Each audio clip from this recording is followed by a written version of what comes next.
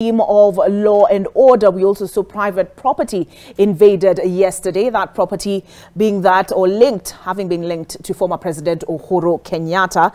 And I just want to pull up the Twitter account of the LSK president. I saw he tweeted on some of the events that happened yesterday, and he was responding to a tweet by Boniface Mwangi, and he tweeted as such: "This is most likely a case of pro-government militia consistent with lack of police intervention at Northlands. The politics of retribution will only lead to anarchy. Police-protected militia only breeds impunity, makes everyone unsafe." So he drew the conclusion that what happened at Northlands for hours without the visible presence of police stepping in is proof, in his view, of state and actually he's described it as police protected militia. Others have called it state-sponsored anarchy. I'm curious what my panelists make of these events, and we're just starting our topic on law and order this morning. Let me get their thoughts on that, and then we'll get into the dailies. I'll start with you, Joyce. Good morning. Morning, Olive. I hope you're well this morning. Yes, I am. All right. Actually, I should have pulled up my poster this morning to make sure everyone is on board, but I will pull it up shortly. But Joyce, what do you make of the events as far as Northlands? Let's start with Kibra. The events of last night in Kibra. Well, Kibra, you know, as we know it, I think after Raila left, then there were two factions fighting, and that's what I heard. And it's quite unfortunate, really, that yes, we are looking at to lower the cost of living, but then after that, now you leave a mess in Kibra, and properties have been destroyed, and it was, I don't know, for me it was ugly. It was an ugly scene. Yeah. All right, so finally I have my poster up here now. Let me formally introduce you to my panelists. You just heard from Joyce Cheruto. She's a governance and a political expert. We also have Annabelle Njoki in studio, an advocate, and shortly we'll be joined by Vivian Ta, a governance and political analyst. And again, our topic is law and disorder, invasions, shuttered businesses, and perfunctory court orders. And we've started with Kibra. We'll get into the invasions, but did it worry you? I don't know whether you received those reports on your WhatsApp, Annabelle, videos that were shared coming out of Kibra fire, speculation on the cause. Like Joyce has said, there are some who are alluding that it was two factions that were retaliatory attacks, essentially. Yes. Does it concern you? It does. I had to leave work early, so when I got home, I was just trying to catch up on what I had not done, and then Kenya Power did the thing, so yeah. But largely, so I just kept in between work, I kept on just taking a peek on Twitter to just see how the scenario was playing out. And then I saw the tweets by Boniface Mwangi and the videos. That was an inferno. One, it concerns me because we all know the landscape that is Kibra. It's primarily shanties. So first of all, I understand what the governor is saying. Yes, you would be concerned as the in charge of the county to just deploy your staff, bearing in mind that you have to be mindful of their welfare and their safety. So then my concern, and then now, eventually when they do get there, because of the terrain, how does that fire truck even maneuver to get to where that fire is to put it out? And by the time that is happening, how much damage has happened? And then where do we leave the residents of that area? They've woken up today morning. Your property was burnt last night. You don't have a roof over your head. Where are you going? What health and sanitation scenario are we looking at for you and your children? So it's a sad state of affairs, much as we're still trying to figure out what exactly happened, because right now there's all manner of stories. So we're going to have to give things time to cool down so that we can actually get to the root cause. It's just no. When we were talking of picketing, demonstrating, to be very honest, that should have been a last case scenario. It should not even be happening. Why are we having that? It is very concerning. It is very concerning indeed. Let's now take a look. Can we please share the papers with them so that we can get into the dailies. And the Daily Nation, I think, puts it how I am thinking, what I'm thinking, and that is stop this madness. Down a slippery path, a man was shot dead by police in Kisumu and several people injured on the second Monday of protests in which property of unknown value was looted and destroyed. Properties belonging to the families of former President Uhuru Kenyatta and Azimio leader Raila Odinga were targeted for attack, with machete-wielding gangs driving away animals and setting a tree plantation on fire at the Kenyatta's Northlands City estate. I see up here Dark Monday, I think, which aptly describes the situation. Bullets, tear gas and stones in running battles between police and protesters. And several images captured here on the front page of the Daily Nation. I see police in riot gear, and this should be either Mathare or Kibra. I'll need to refer. This is Mathare. Demonstrators engaged police in running battles at Mathare 10 area during yesterday's Azimio anti-government protests. And we can see another photo. This particular photo is by Sila Kiplagat. He's the one who shot last Monday the picture of the tear gas canister, the officer and the tear gas canister being lobbed. And then I see another photo here, this time by Dennis Onsongo. Free for all as invaders carry sheep looted from the Kenyatta family-owned Northlands City in Kiambu County. And I see there as Mio Chief Raila Odinga addresses a crowd in Kawangware. What do you make of the free-for-all as it's been described on the front page of the Daily Nation at the Kenyatta family-owned Northlands in Kiambu? Joyce? Announce itself. That's what I can say. In Rwanda, April 6, 1984, it was a normal day, and the next day they woke up and 80,000 people had died. So I feel like we are really treading on a dangerous path here. And this, whatever happened in Uhuru's farm and also in Raila's gas plant, that's basically, that will lead to retaliatory attacks, and it might even lead to a protracted conflict that we're not ready for, that we are definitely not ready for. And it worries me. It worries you? Yes. Annabelle? You know, Olive, today I came with this little booklet. You came armed. With this little your booklet, constitution. because if there is a document that has been violated and defiled in this country in the past week, it is our constitution. And I mean, people have the right or the freedom to assemble peacefully in this country. Peacefully being the key word. And that is also backed by the Public Order Act, Cap 56 of this country. Then the other most precious right that this document gave us is the right to own property. And by owning property in legal terms, we like using the term peaceably and quietly.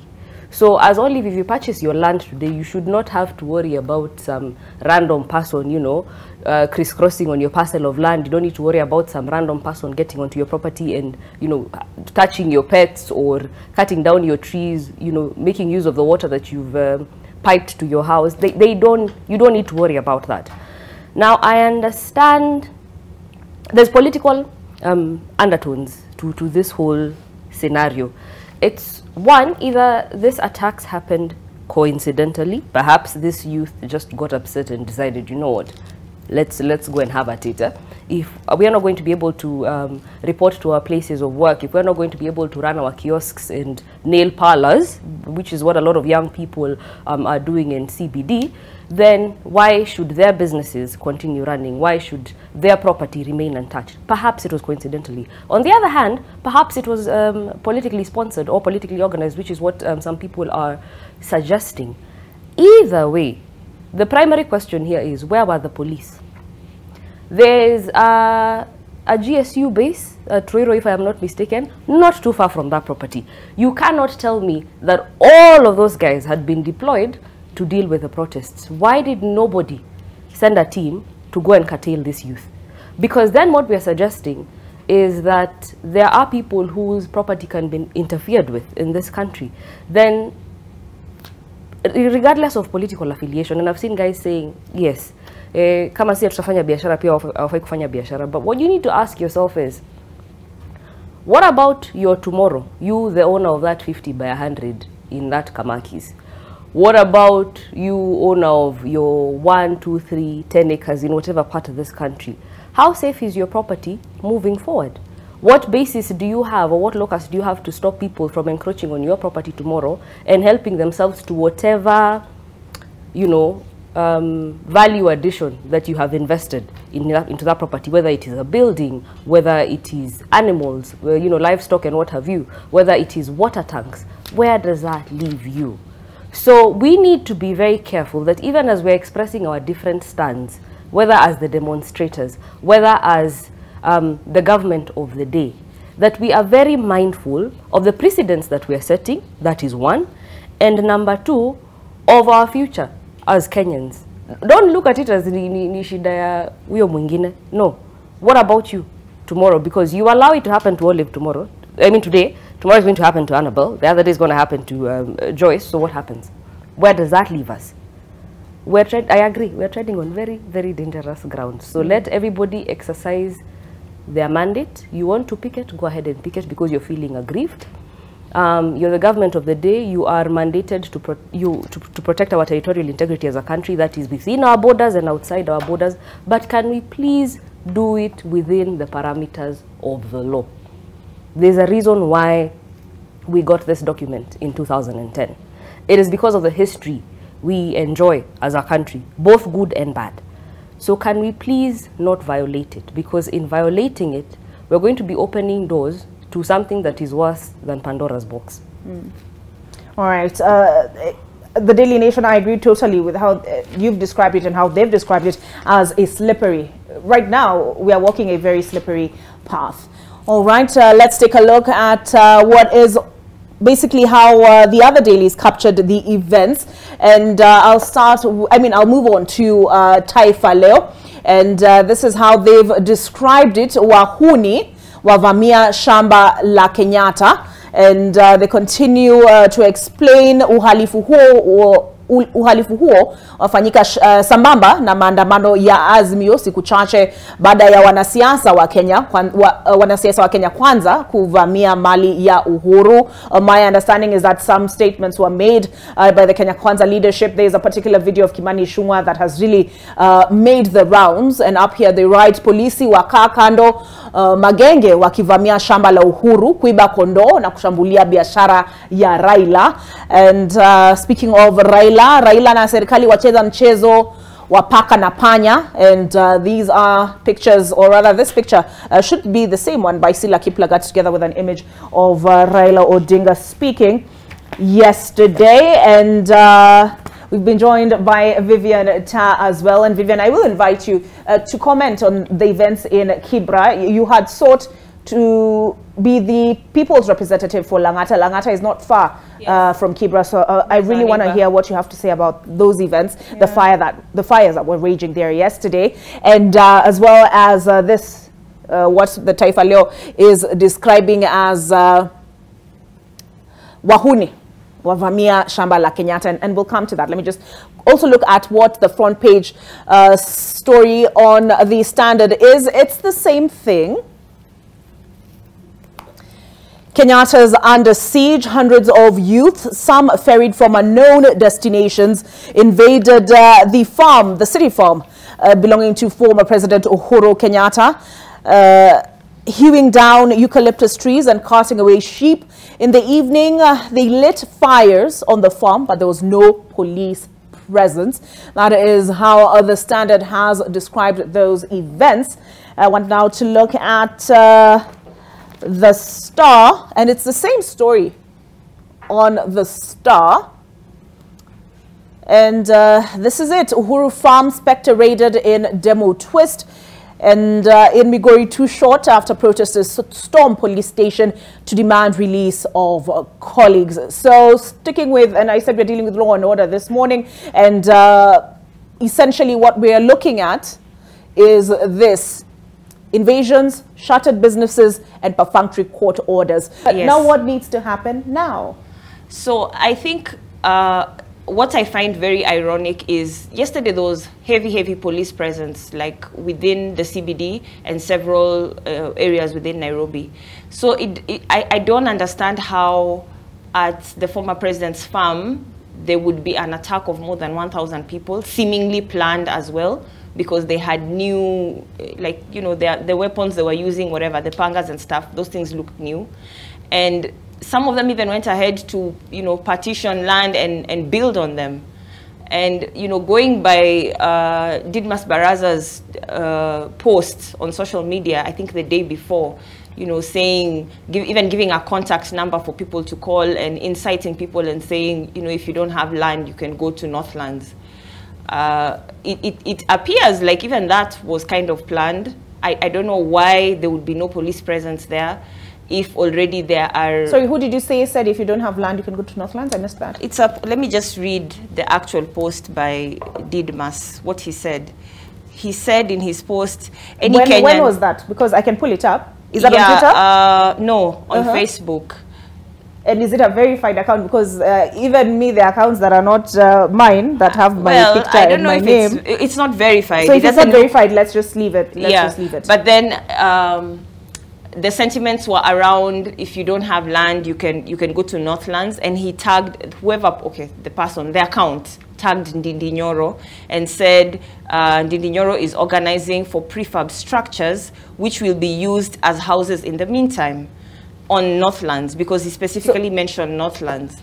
So it's interesting that the very next day... But you say if we can't verify... I mean, I don't know, but I'm just saying it's interesting that whoever it is who posted that, the very next day we have an attack on Northlands. We have people cutting down trees, carrying away sheep, partitioning plots, building with new mabatis. I mean, how organized were these people and who are they? And how come there was no police, you know, action? So police are... I don't know about the building with mabati. I did hear reports from our team on I saw a couple of pictures on social media of people who've actually already like put up structures within... I haven't.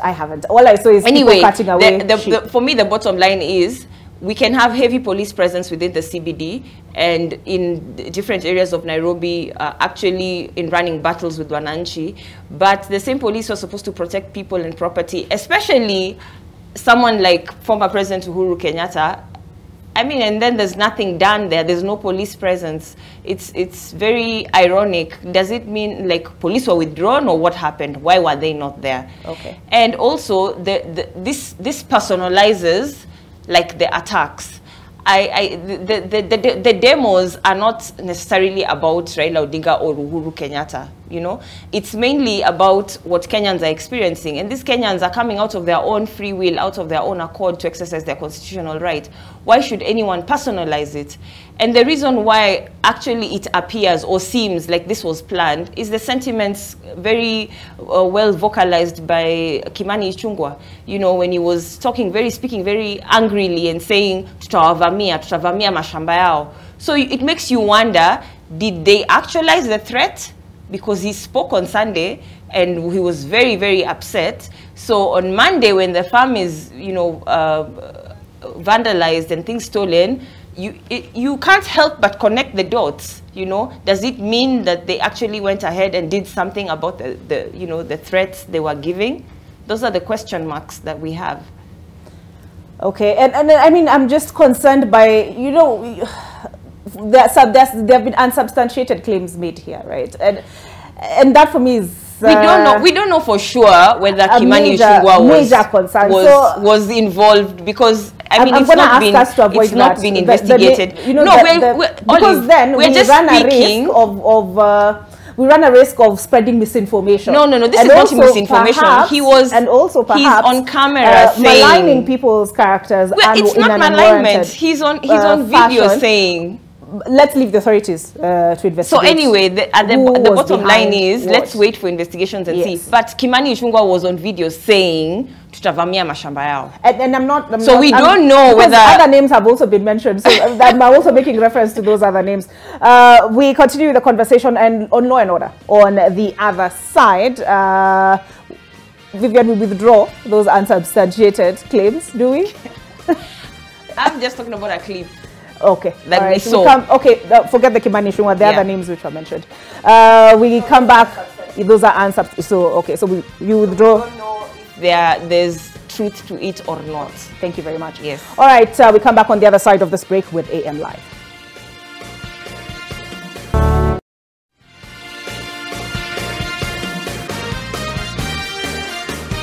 All right, welcome back to AM Live. The other thing we're looking at as far as law and order is concerned is the businesses that were shut down yesterday. If, for example, myself in the CBD, walking around, driving around Kimathi Street, Moy Avenue, Kenyatta Avenue, all the way down to KICC, the buildings on Mamangina, they were closed. What does that say to you, Joyce, on the question of law and order?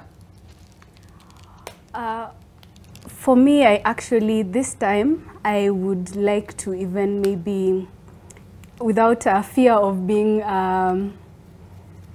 fear of anything, I would like to commend maybe the police, because they actually, for me, they maintained law and order by allowing the CBD to be steered clear of any protest. For me, I was happy when that happened, because people have businesses. You see, in as much as the protesters have the right to protest and picket, even people who are non-protesters, they also have the right to continue their business.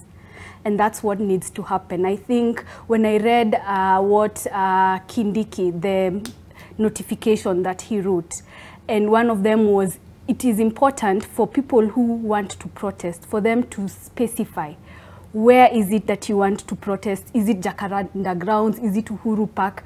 Tell us exactly where, at what time, so that we can even provide security. That's what he said. So that, that is very important, so that you don't interfere with people who don't want to protest, people who want to continue with their businesses. That, I think, is very important. And what happened in town, that to me was good. Though I know some businesses did not open out of fear that probably protest might enter the CBD. Yes. Annabelle, yes, there was a heavy police presence from 5 when I came into town. But then businesses still didn't open. We had been told it would be business as usual.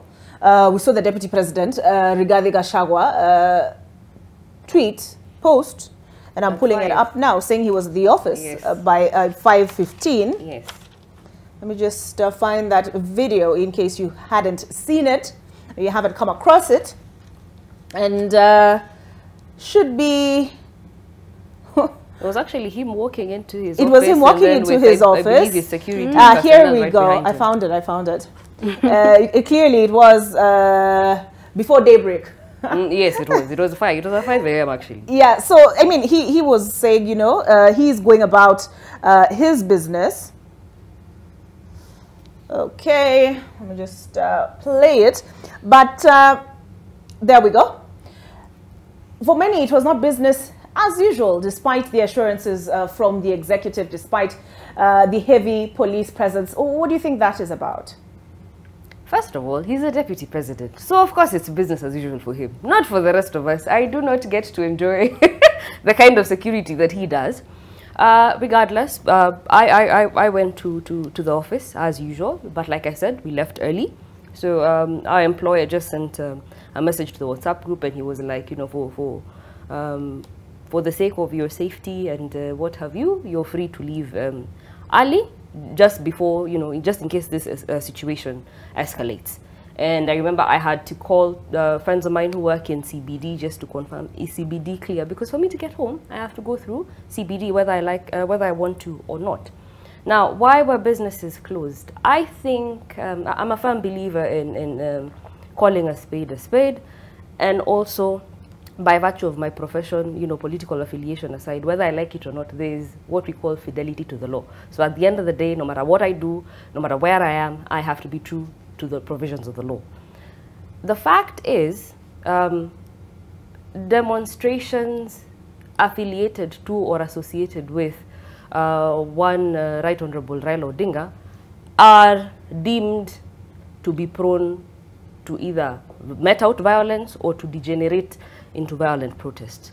So of course Kenyans are not going to take chances with their businesses. I would rather not open as opposed to open and risk harm to my person, risk harm to my property, or even risk losing whatever stock I have brought in. And you and I know with the current economic situation, traders are no longer purchasing goods at the rates that they were used to, which again is advanced as part of the reason for the protests. But people are not willing to risk their lives. People are not willing to risk their businesses.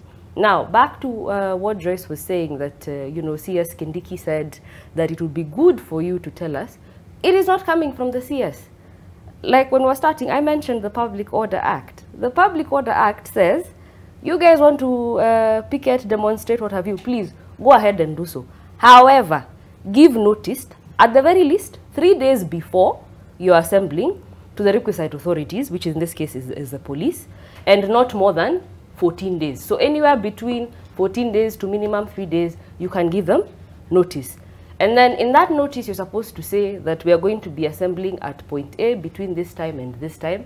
And if it is a stationary assembly, if you're going to be having a procession, meaning you're moving from point A to point B, that notice of yours should also stipulate what routes you plan on using. Now, what is the reason for that? So that police, one, can afford you security, because depending on what agenda you may be propagating, sometimes there may be a faction of people that do not agree with you. So the police are not always, it's not always a question of them being informed so that they can interfere. No, it is for them to also weigh the situation and go like, if Group A is having a procession and we know Group B and C are feeling a certain type of way about this, there's a likelihood that they may try to intercept Group A. So you will have, police will have to provide you with security so that you can have your procession in peace. The other reason is, one, both the Constitution and the Public Order Act are very clear on the fact that a procession, an assembly, a meeting has to be peaceful. And the people attending that procession, assembly, or meeting have to be unarmed. So again, you've given your notice. The day has come. You're going about your business. If you come armed and the police assess the situation and they're like, there's a likelihood of now you peaceful demonstrators turning violent, which means you pose a threat to yourselves, because when you're throwing stones, it's not a guarantee that if I was aiming at Olive, it'll hit Olive. It may hit somebody else who we were demonstrating with. So if you're either a danger to other people or to yourselves, then the police have the right to intervene. Now, you give notice to Kenyans publicly, orally, and you say that what you're planning is peaceful demonstrations. But in photos and videos, we're seeing you with stones. From the onset, the question now has to become, did you ever at any one time have the intention to be peaceful? Number two, forget law, forget politics. When you study the psychology of mobs in, just mobs themselves in violent situations, if the person leading them or the person calling for them to assemble has adopted a peaceful demeanor, then there's a very high likelihood that the mob itself is going to be peaceful. Malcolm X is one, Gandhi is another. But if was the leader... Malcolm X peaceful? Yes, to a large extent. So for any time he adopted that bravado demeanor, then the crowd followed suit. Anytime he adopted a pragmatic demeanor, the crowd followed suit. It's there for all to see. So again, if you as a leader and you command authority, because we're not talking about an individual who does not command authority in this country. He does. I'm not sure even the three of us combined, if we got out here and tried to call Kenyans to attention, we would be able to attract the kind of following that he does. So if you don't adopt a peaceful demeanor, it will not matter that you're telling the rest of the country that we are going to be peaceful, we are not going to damage your property. The minute you make utterances or your body language suggests that it's going to be anything other than peaceful, then the crowd is going to be anything other than peaceful. So I wanted to ask you, what is a peaceful demeanor? How does one portray a peaceful demeanor? Well, It is, you make it very clear that, guys, we said we're having peaceful protests, okay? And you communicate. So everything, even from your tone, should suggest that what we're having is peaceful protests. That means everybody in your chain of command, because he doesn't operate alone, right? It is an Azimio affiliated demonstration. So that means every figure of authority or every figure that is associated with the leadership of in the Azimio structure understands and communicates to their followers that, guys, we're not carrying stones, we're not carrying machetes, tunaenda hivi kama tumesimama, and the most you're going to do is probably dance or, you know, just chant 1, 2, 3 and what have you. Now, there's a risk.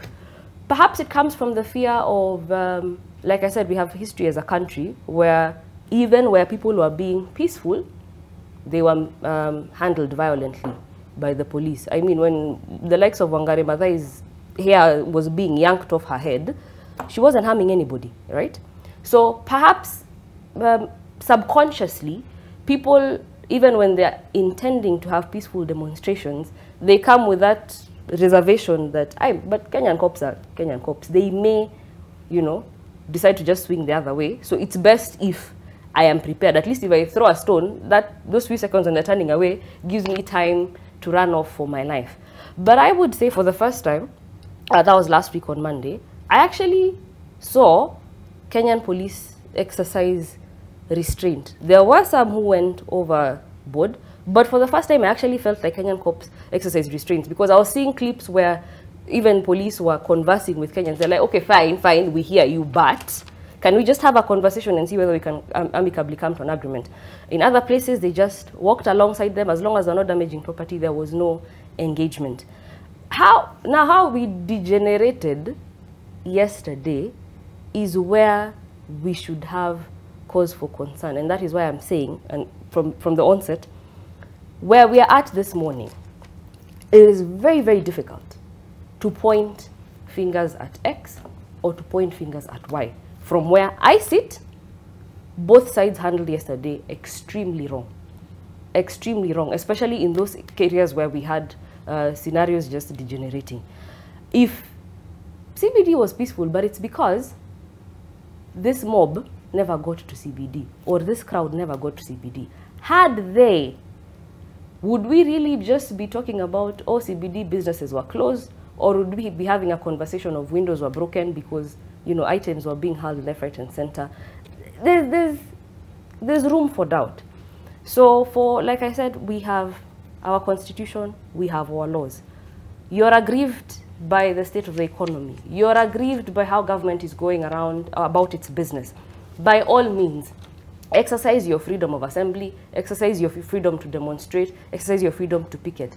However, remember, in exercising your freedom, you're also interfering with your neighbor's freedom. Because when you're demonstrating along, say, Ngong Road, it means every other usual user on Ngong Road is going to be affected because they cannot go about their day-to-day business as they're used to. So because you're causing an inconvenience to the other person, could we please just limit that inconvenience to that usage of Ngong Road and not now extend to hitting, pelting their car with stones, perhaps causing them to veer off, perhaps causing them to hit another person? You see, it just goes, it compounds that situation into something else that is just completely bad. For that day, you've caused that person to close down their business. You've interfered with their right to earn an income in this country. So can we limit it to that? Do not go the extra mile of causing harm to that person's body. Do not go the extra mile of causing harm to that person's property. And now, on the other hand, for you as government, really, truly, not unless these people have clearly exhibited a likelihood or a predisposition for violence. Hawajabeba mawe, hawajabeba visu, panga, all those things IG Koome was talking about. And they are not looking like they're interfering with anybody outside of their crowd. For the love of God, mbona mnawagonga na rubber bullets? Mbona mnawarushia tear gas? Because sometimes even now that aggressive action from government can cause now this crowd to react in a manner that predisposes them to violence. So we need to be very conscious. So from where I sit as Annabelle, yesterday, both the citizens exercising the freedom to demonstrate and government failed. extremely so, and it is sad. It is really a sad day in this country, and I don't know where we're headed moving forward. We're supposed to have others on Thursday. I don't know where we're headed. Okay. Yeah. Vivian, full disclosure, you're a member of the ODM party. Yes, yes. All right. So you did take part last Monday in the Mandamano. Yes. What do you say to what Annabelle is saying? Because despite a heavy police presence, businesses were shut down. Kenyans were afraid that you guys, because essentially you're part of them, were going to damage their property. So despite the heavy police presence, people kept off their businesses. Isn't that impunity, in a sense? Yes, you have a right to picket. You have a right to demonstrate. You have a right to carry out processions. But to the extent where you have struck fear in the heart of the business community in the Central Business District, is that not impunity?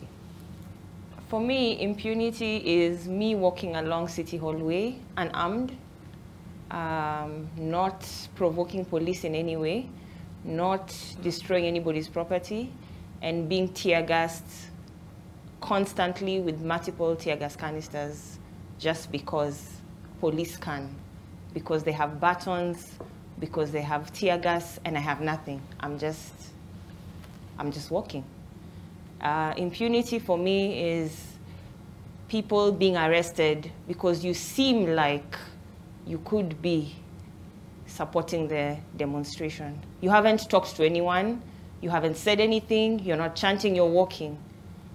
And you are arrested because, well, you just look like you're not media, and you just look like you might be joining the demonstration. You might have an intention. For me, that is impunity. Last week, during the demonstrations, last Monday, I don't remember anybody I was with or in the group that I was in destroying anybody's property, but we're tear gassed multiple times, you know. So that is impunity, because walking on any street, you know, within the CBD, and at that point. But Vivian, is it just walking? Look at Ngong Road. No, Annabelle. I'm speaking. I'm telling my story. Yeah, okay. On my personal experience, which I don't think anyone can take from me because I was there, and I know. And even if, I mean, there was media, there were cameras. I know even if you replayed clips from City Hall Way, I don't think you'll see anybody destroying anybody's property. I remember even at some point, our SG Senator Sifuna was asking the police, "Tunatembea tu, we are just walking. Why are you tear gassing us?" You know? So for me, that's impunity. That doesn't mean that there were no incidences of maybe violence in other places. But I remember on Sunday, the Right Honorable Raila Odinga issued a statement saying he had gotten information that there were going to be organized gangs who were going to infiltrate the protests, so that it is said that, you know, Azimio are violent. And I think in the statement he even talked about the use of ambulances to ferry people, and you know, they would be armed. And I've just seen a video that he's posted on his Twitter page. Maybe you can pull it up. Again, I can't substantiate okay. it, so I can't pull it up. Yeah, fine. Anyway, I've just seen a video of the said ambulances and the people. So again, like you're saying, we can't substantiate, but it makes you wonder, you know, what's really happening? What's going on? Why would such things be happening? Why would, you know, plain clothes, I don't know if they're police or not, but people in plain clothes, seemingly civilian, but with guns, shooting, using ambulances to, you know, infiltrate or join, and then... But you are not there for this, so this is based off a video. Yes. So since you can't substantiate but it, let's I'm leave just it saying, there was a statement that he issued prior to the demonstration on Monday. Okay. Just saying, these are the reports we are getting. So for me, it doesn't come as a surprise that on the day of the demonstration, there are pockets or issues of, you know, violence in certain places. In his statement, he had mentioned a few places, you know, Kibra was one of them. So when I hear there was, you know, fires and violence in Kibra, I'm not surprised. because I'm like, these are some of the flags, the places that had been flagged. And then I ask myself, why was there no police presence? Where were they?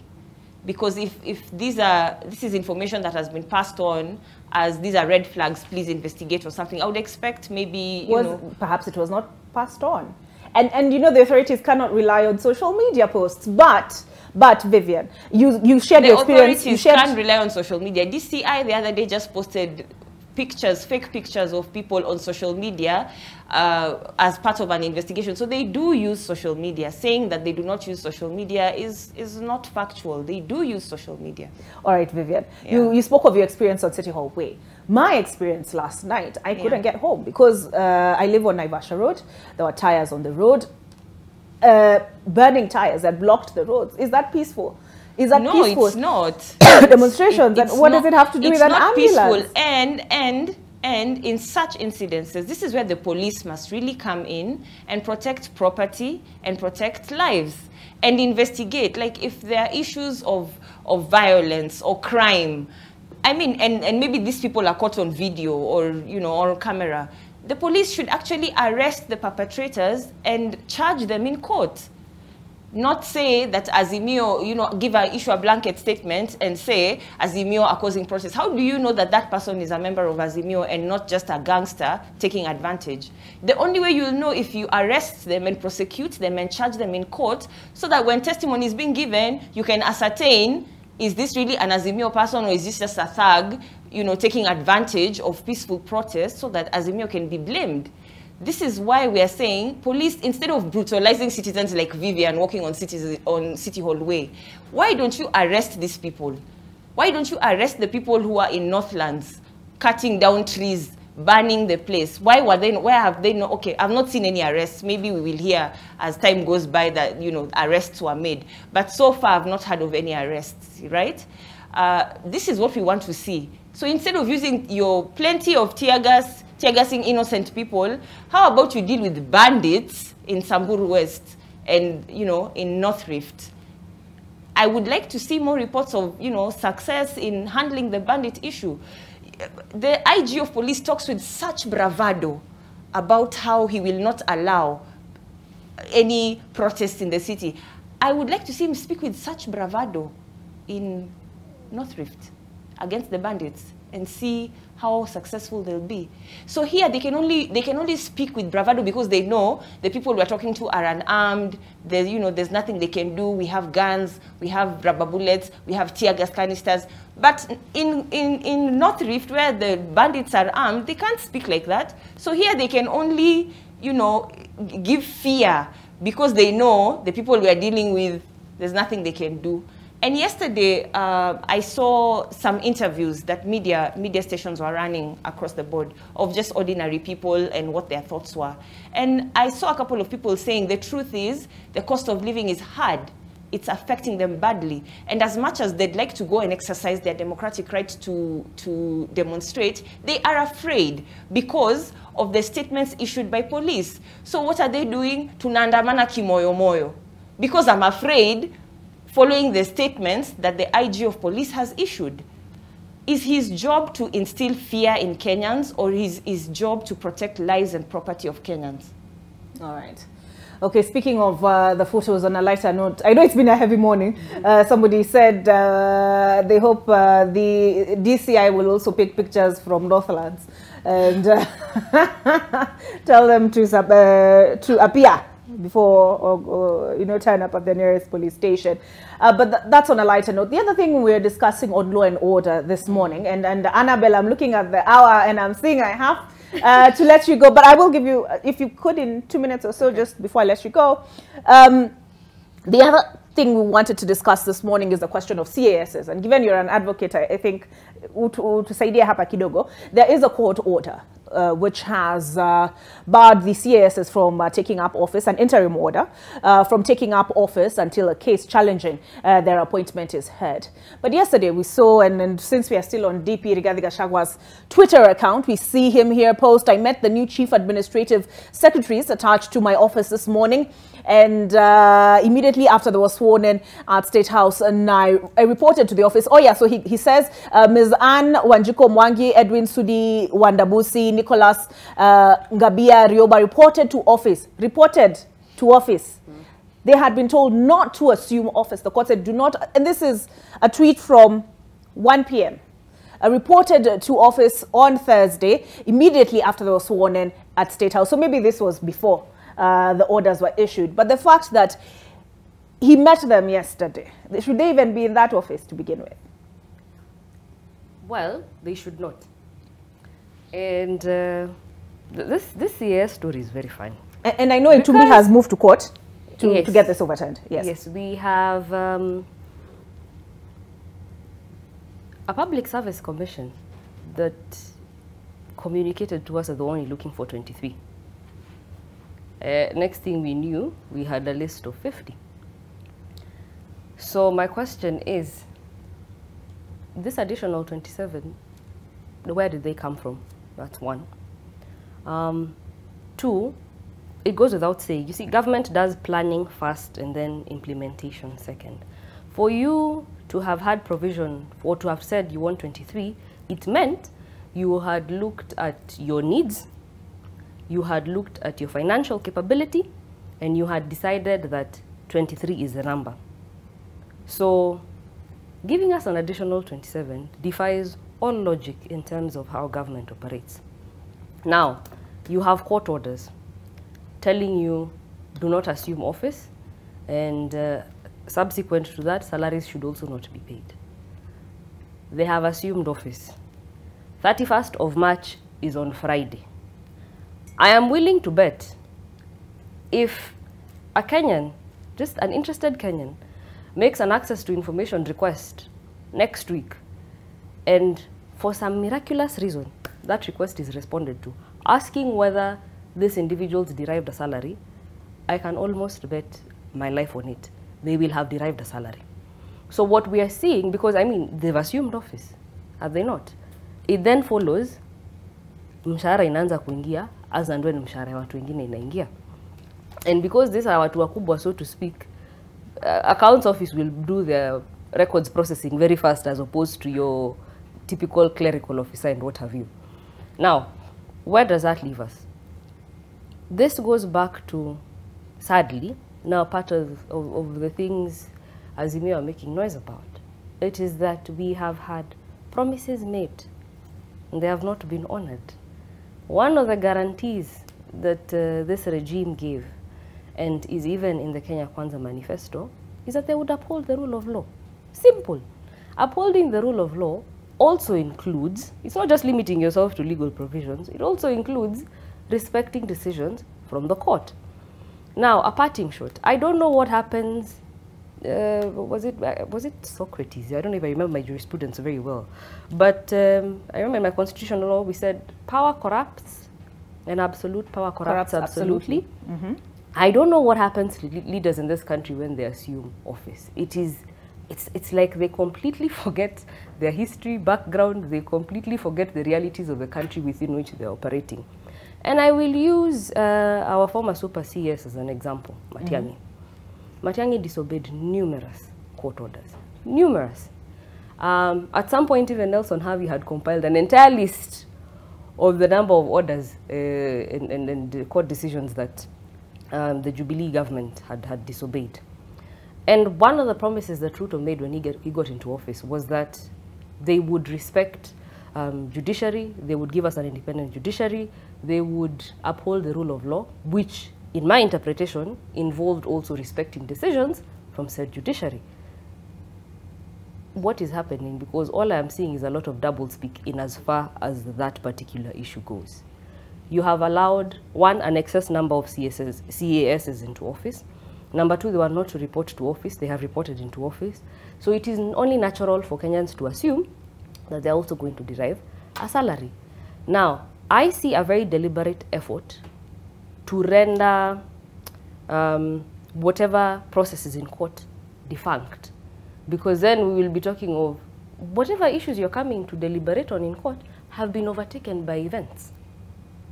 And it is very easy to backdate documents so that you say, by the time this, because the order was do not assume office. So by the time you served us, they had already assumed office. So assuming you served us on the 27th, we just backdate documents to reflect that they reported to office on the 26th. So really, truly, whatever issues you have in court have been overtaken by events.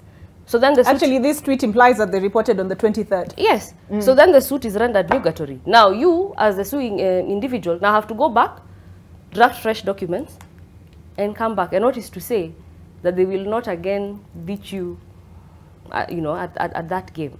So this CAS topic, number one, everything just, there's nothing to write home about it.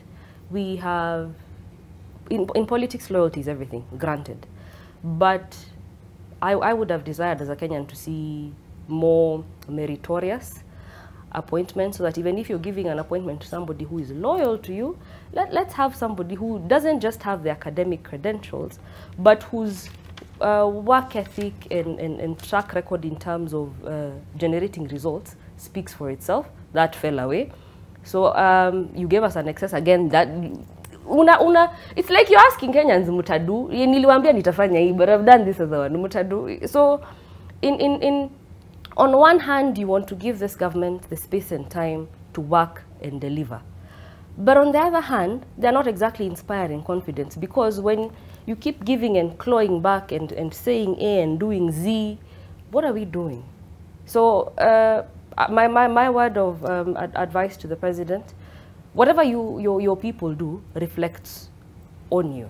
If PSC submitted a list exceeding the 23, the buck stopped with you. He could have said, no, I am not going to swear all this into office. This is what we advertised for, so we are only swearing in 23. The rest of you, we will figure out where we're going to place you. But the fact that he went ahead and did it also goes to speak to the fact that he is endorsing this kind of conduct. So it really doesn't inspire confidence in me as a Kenyan. So I want to give him the space and time to deliver. But at the same time, for me as a Kenyan, and he being my spokesperson and the figurehead of my country, then he also needs to give me something to work with. Give us reasons to believe in you, Bana. Give us reasons to give you some goodwill and extend. Okay, but we can give you an extra 3 months for you to change things. So far, All right. Yeah.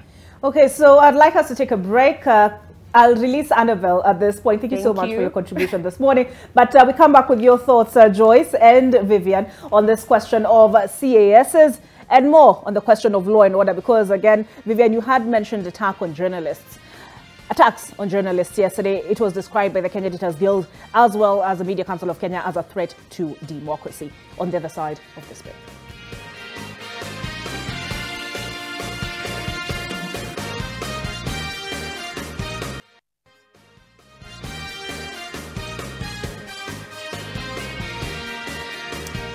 Right, welcome back to AM Live, and we're interrogating the question of CASs in line with our conversation today. And where did I lose the poster here? There we go. Law and disorder, invasions, shuttered businesses and perfunctory court orders. We've addressed the invasions, not that the conversation has ended. Invasions, shuttered businesses, and so we're on perfunctory court orders. And Joyce, you contested the Trans Nzoia governorship as a running mate to Chris Wamalwa. Chris Wamalwa, I believe I saw his face in that picture in State House that the 50 CASs took with the president. So he's a CAS. What do you make of what we're discussing this morning, despite a court order instructing these CASs not to take up office? We've seen the heads of government, essentially, because it is the prime cabinet secretary and the deputy president, meet with those who have been deployed to their offices. Does that spit in the face of the courts? So first, I would like to congratulate Chris Wamalwa for being appointed CAS Water. That was a good one for him. And my question is there 50 CASs necessary? In my opinion, we have 50 state departments, so it's necessary, and it has been clearly indicated what they will do, that they'll be liaison between parliament and also the county government. Therefore, they will further democracy. not democracy, but devolution. So for me, it is very necessary because they have a clear mandate what they are supposed to do. For the appointment or them assuming office as early as they did, despite the court order, for me, I am a stickler to the law, and I think actually they should have waited for the court order to come out for them to assume office. So as to why that happened, I don't know. That's a question for a higher office to answer. I think I don't have the mandate to answer that. But yes, I think it is necessary for that office to be there. Okay, so you say we need the 50. Yes, we need the office, and you say we need the 50. But let me say, it could be argued. So the court bars Ruto appointees, and I was Googling to get the timeline. So this was 3 days ago, and they assumed office, if I'm to look at this tweet of the deputy president, Rigathi Gachagua, this. So he said they assumed office on the 23rd. Let me count back. So it could be argued they assumed office before the court order was issued, because one of the institutions that took issue with these appointments and how the court handled this matter is the Institute for Social Accountability. And allow me to pull up their Twitter handle. So also, Joyce, in fairness to them, it could be argued that they took up office immediately after being sworn in, and so they were already in office at the time the court order was issued barring them. But then there's still a court order enforced barring them from drawing a salary, although Dennis Itumbi moved to court. Now he's attached to the ICT ministry. He's moved to court on a certificate of agency to have that overturned or the injunction lifted. So now let me pull up, who was I? TISA, the Institute for Social Accountability, and there's something they raise on the judiciary. Now, they had issued a statement earlier that they later walked back, they withdrew after the judiciary called them out on the factuality of said statement, but still, even in the statement they later issued, and it's not just TISA, it's a total of 17 civil society organizations, they still raised concerns with regard to, shall I quote them so that I don't get myself into trouble? Yes. Let me just quote them. And they say here, where I have missed that paragraph, let me just move back to the first one. And the perception, and because perceptions are very important, the perception of the continued independence of the judiciary is basically what they're raising concerns around that. And while I find that particular paragraph, and I believe I will find it shortly, what do you make of Vivian, the deputy president, Rigathi Gachagua, posting those pictures after the court order was issued? Do you feel he should have exercised some restraint, waited for the courts to give the final verdict? You know, only if you're talking about impunity. Now, this is the impunity made live. And it's still, I mean, we can never run away from this thing of Rigathi Gachagua saying Kenya ni kama kampuni. So it seems like that attitude is what he's carrying along. You know, like, I have the right to do, you know, we have the right to do whatever we want to do because, hey, this is our company. We, kama hauna shares, pole. Sisi wenye tuko na shares and the owners, we do what we want. So there's that air of, or aura of arrogance and impunity from how government business is being conducted.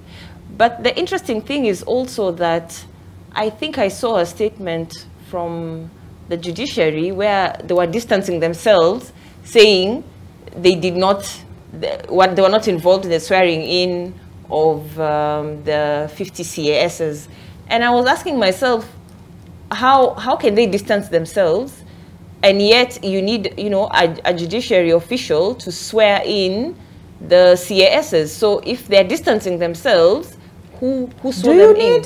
No, the statement I read from the judiciary stated as such, and I'm pulling it up, but they said they're all involved in, let me see, did they say cabinet secretaries and principal secretaries? I'll pull it up. But they said, essentially, they defended themselves against any involvement in the exercise of swearing in of CASs? No, that's what I was questioning. Like, if the judiciary is distancing itself from the swearing in of CASs, so who then swore them in?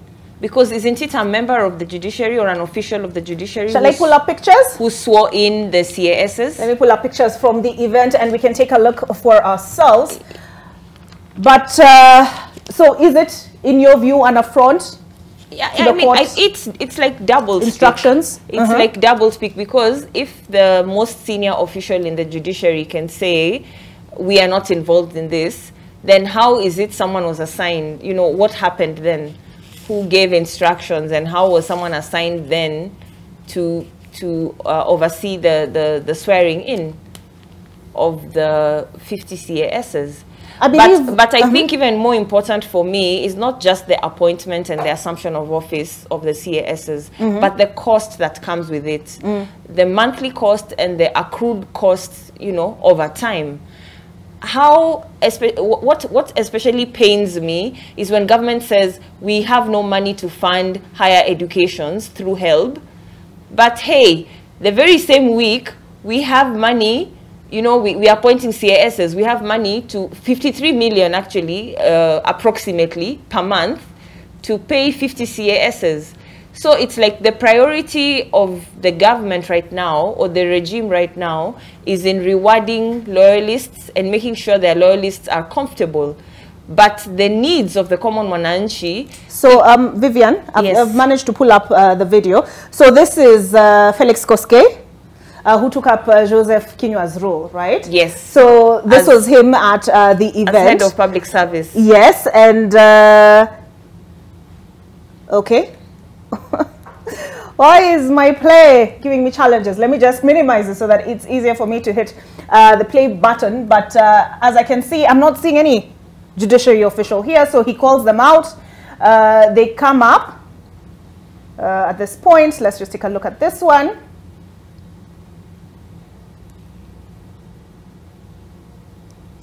But essentially, I'm not, apart from who is this? Perhaps let's give my network time to work. So you're saying your issue is the cost implications. The cost implications of the 50 CASs, and the government saying on one hand, or rather let's say government agencies or government officials saying there's no money for, say, fuel subsidies, so that fuel, you know, the price can be manageable for Mwananchi. But we have money to reward CAS, you know, 50 CASs. There's no money to fund higher education loans board so that university students can be able to go to school. But we have money to buy 2 billion to allocate to luxury vehicles for the top brass of the government. We don't have money to subsidize power, electricity costs. And so our power costs are going up effective 1st April by 63%. But hey, we have 4.8 million to spend on hospitality at State House every day. So it means that there's money, just not for the Mwananchi. There's money for State House hospitality. There's money for luxury vehicles. There's money for, you know, rewarding loyalists. But there's no money for education, there's no money for fuel subsidies, there's no money for electricity subsidies, there's no money to subsidize the price of unga. But for the things that benefit the elite in government, there is money.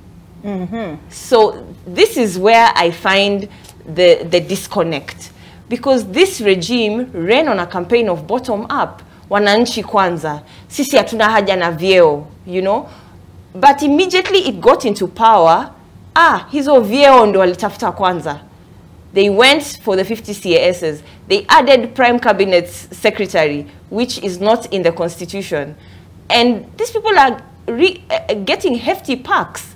All those top 3 government officials now have offices set up of their spouses with funding from taxpayers. The one for the office of the Prime Cabinet Secretary. Oh, I hear, yes. I hear they said that for the Prime Cabinet Secretary is spouse of the first... the first spouse. The first spouse of the Cabinet Secretary is not funded by taxpayer. But still, I'm just saying, shouldn't our taxes be going primarily or very importantly towards service delivery for us, you know, shouldn't we be being cushioned at least against for electricity? And why is there double speak? Why is the president saying your electricity costs will not go up, and EPRA saying a totally different thing? Does it mean the president is not in control, or people can just do what they want? What exactly is happening? Who is in charge? How is this governing thing happening? Okay. Olive, and okay, Joyce, upon the segments, but go ahead, respond. Just allow me. So on the CAS, the only account, what's important for us to note is they only account for less than 1% of our wage bill. So it's not... Sorry, what account? Their salary. The CAS? Yes, the CAS's salary account for less than 1% of our wage bill. That's what I need to put out there. Based on your figures, you've computed it? Yes, and that's yourself. something... You've computed it yourself? No. That's something that Ndi said.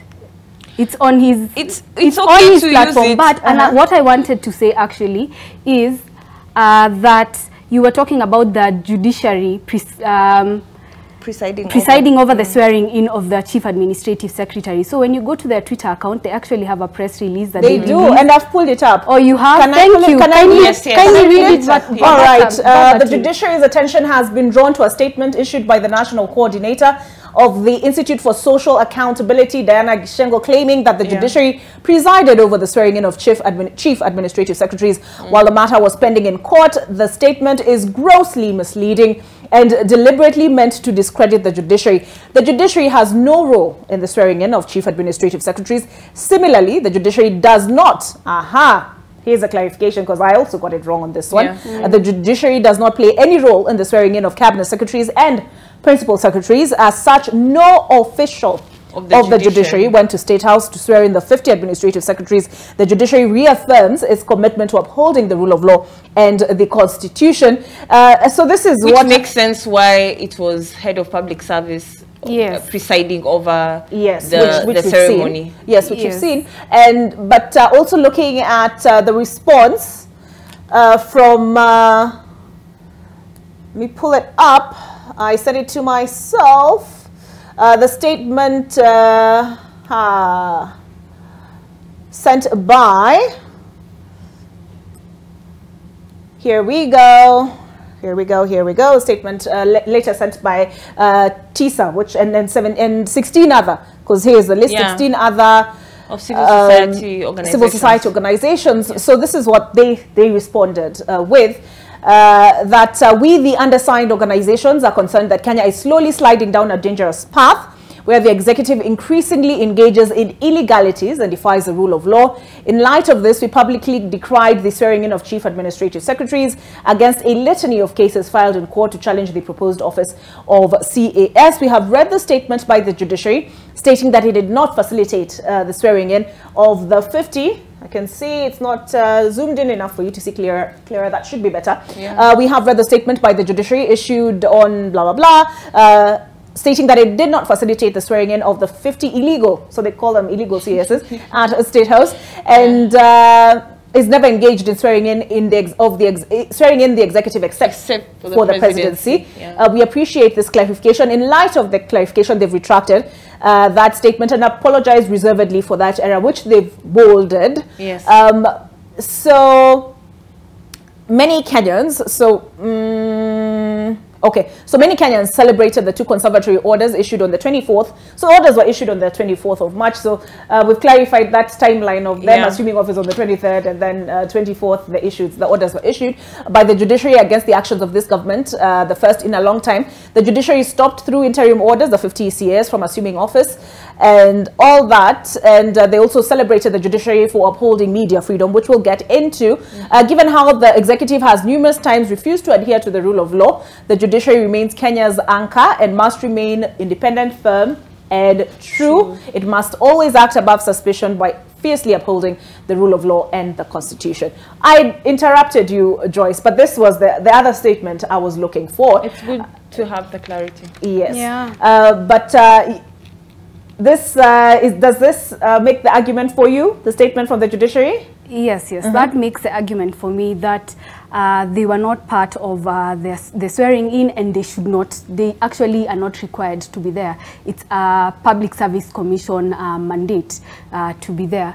So on something, she mentioned something about what impunity is. And for me, actually impunity is seeking extrajudicial pathways to political power. That's what I feel like impunity is, because we are definitely undermining our constitution by refuting electoral outcomes. And these outcomes have been validated by the highest court of the land. So that to me is just impunity of the highest order. We don't need the protests that are going on, and if they are saying that the protest is necessary because of course they have something that I don't think it's the low cost of living that they are protesting over. I think it is something bigger than that. And for me, they have said time and time again, it is not about nusu mkate. So it begs the question, then what? Because their rhetorics have been very consistent to, for me, what I will call a coup. If you don't want nusu mkate, then what do you want? Do you want a coup? Because you're saying, tutapiga firimbi alafu tunataka tuende State House tutoe the illegitimate government. Yeah? You're wearing the military regalia. You are saying Zakayo ashuke chini. So that is definitely calling for a coup here in Kenya, and that is very worrying. It's very worrying for me that you're saying peaceful demonstration, but your rhetorics are very different. They are, of course, alleging that let us fight, let us get this government back. We want to. Have they said let us fight? No. They have not said, but I'm saying that's what their rhetoric is leading us towards. Because when you say tuende tutoe the illegitimate government, what are you implying? When you're wearing a military regalia, when you have a song that is saying Jeshi la Baba, now you have a Jeshi. What is that? See, we have the army of the Lord. No. Are you saying it's illegal to say Jeshi yangu? In this case, because even Moses Kuria has a jeshi. I mean, he said, you know, kuna jeshi. It's a term I think politicians generally use to refer to like their supporters or their fans. I don't think it's illegal or meant in bad light. In this case, when you're protesting and you're mentioning things like Jeshi la Baba, tuondoe illegitimate government, that is basically calling for a coup in Kenya. Because you're saying you don't want nusu mkate. Then what do you want? You want to be declared the president of the republic. So you're saying it's a law and order issue. Yeah. Outside, so the demands, I guess is the point Joyce is trying to make, Vivian, but the demands that Azimio has are in themselves go contrary to law and order. I don't think so, because first of all, Joyce doesn't hold brief for Azimio, and she doesn't speak on behalf of Azimio. She cannot purport. I didn't say I do. No, I'm just... It's just the rhetoric. I'm same thing. I'm just sharing my perspective. So, I mean, she cannot purport to say, this is what they mean. When they say, to end mandamano, this is what they mean. You cannot be the one translating what their words mean. But when the indicators are very clear, pointing to what you want. So, and from the very beginning, we've made it clear that the issues, the two hot topics within this mandamano thing is electoral justice and the cost of living. So, you know, you cannot rubbish and say, no, it's not about the cost of living. On the basis of what? How do you prove that, no, this is not about the cost of living, and yet it's a true thing, it's a true issue right now in Kenya? And I remember even before the mandamano began, I think Baba issued like a 14-day, time frame for the government to do something regarding the cost of living.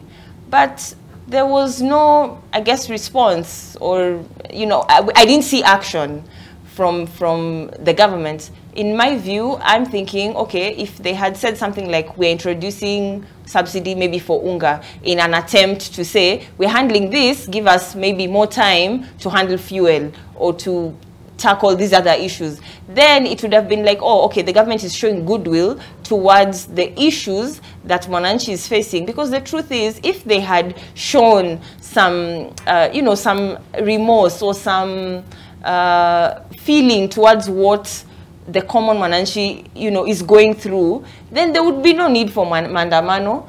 To fix this thing, it's very, very simple. Handle the cost of living, first of all, and I mean, a lot of all these issues will be non-issues.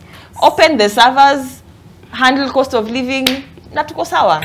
So the tough economic times that we are facing in Kenya, it's not unique to us. It's something that is happening the world over. Yes. And of course, it's very clear to see what could be the cause to the tough economic times. The Russia-Ukraine war, we are living in a post-COVID period, post-election period, and also they're accompanied by drought. So those are definitely the reasons why we are having tough economic times. And this, basically, I would say, is something that the opposition has hijacked. And they have lost an election. They are in denial, basically, that they lost the election. And therefore, they found the opportunity to take advantage of the tough economic times that we are facing. And they are hijacking that to be the reason of their protest. But to me, it's basically... Joyce, I will allow you to continue, but my video has decided to cooperate, so that you can see what the process at State House for the swearing in of CASs was like. We can see the head of public service there. Yes. We can see her taking her oath of office, and so I do not see anybody in a robe there. So if you can leave it playing, as Joyce, you conclude your point. So you are saying this cost of living issue is an issue world over. Yeah, it's an issue world over, and I've clearly stated the reasons as to why we have tough economic times. But the opposition, as I was saying, they're taking advantage of this. They're in denial that they lost an election, and what they want to do is basically use that as an excuse as to why they want to protest. But I would say, leave the government to work, allow them time to work, because it's only been 6.5 months. But just let me ask you this. Yes, it's only been 6.5 months. Let's say 6 months, right? Mm-hmm. But if you can see that the direction in which we're going may be one of no return, don't you immediately come up and say that, wait a minute, where we're headed is not where we want to go? No, because basically the protest, what is it doing? Is it now better for our economy now that we are protesting? You can clearly see, is it now better for our economy in Kenya now that we are protesting? You can clearly see that there are people whose businesses have been affected, people who are not getting their daily wages. If you can please see the video also running so that we end with it, just for that clarity for those who may not have witnessed. If you can finish your thought, and let's also have this, if we can, alongside. Thank you. Because I'd also like to respond. So the protest, to me, it's not an answer, because basically the economy now is getting worse. Now you're adding to the list of reasons why we are having tough economic times. Now we're adding that onto that is the protest. Because we are basically not making a living now. Every Monday, Thursday, we have to sit at home, do nothing.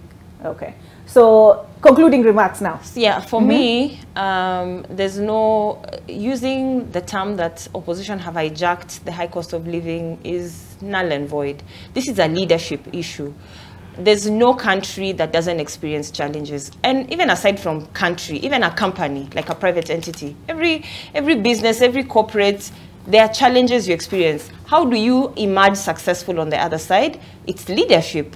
You lead from the front. You make sure the policies you put in place and whatever you do, the management and everything, are geared towards changing things for the company and, you know, profits for the stakeholders or the shareholders. So it's the same thing with any country. You get in, You remember you made campaign promises. Start delivering on your campaign promises. Start, taking action that can change things, because remember, there are people, these people you're leading, these people in Kenya, these Kenyans, they have hopes and aspirations. They cannot keep giving you time because of war in Ukraine. Yes, there's war in Ukraine, but I need to feed my family now, not when the war in Ukraine ends. So I need to see you taking concise action towards alleviating the frustration I'm facing now, today. It cannot wait until tomorrow. So even now, I want to see precise and concise actions that you're taking towards making my life better, towards using my taxes that I'm paying very well so that things are better for me. So it's not an issue of opposition hijacking. It's a leadership issue. It's a leadership issue. We need to see better leadership, of our resources, and as Kenya, as a country. That's what I'd like to say. Okay, Joyce, I have to end here. Just one parting shot. So according to the global inflation index, we actually are not even among the top 20 countries in Africa hardest hit by inflation. That's what I would like to say. So things here at home might seem bad, but they're not as bad as we think. That is an elitist way of thinking. To the Mama Mboga in Kibra or in Mathare, you cannot say that, because then they are thinking, with my 1,000, I can only buy unga moja and like 3 liters of oil and I'm done. So you cannot tell them that we are not hardest hit. No, it's about the current situation here and now. Can I end there? Thank you very much. Joyce Cheruto. She is actually both these ladies here. And let me zoom out. Both these ladies here are governance and politics, analysts, experts. And so in studio with, I didn't close the poster. But anyway, Vivian Ta and Joyce Cheruto, thank you very much for taking part in the conversation. This morning, we've dealt with the question of law and order. We've addressed the invasions we saw yesterday at the former President Uhuru Kenyatta land linked to their family. We've also discussed the shuttered businesses on account of the demonstrations, on the question of CASs and court orders.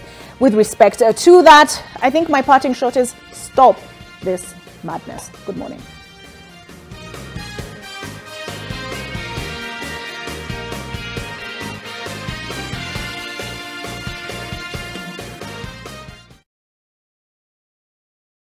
Thank you.